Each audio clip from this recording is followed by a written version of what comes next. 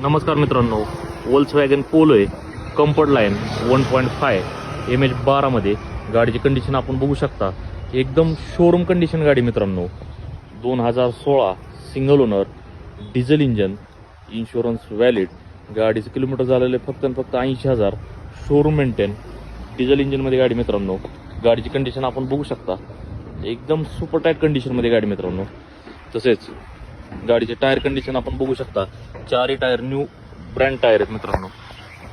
Interior condition आपण बघू शकता. एकदम क्लीन कंडिशनमध्ये इंटेरियर मित्रांनो.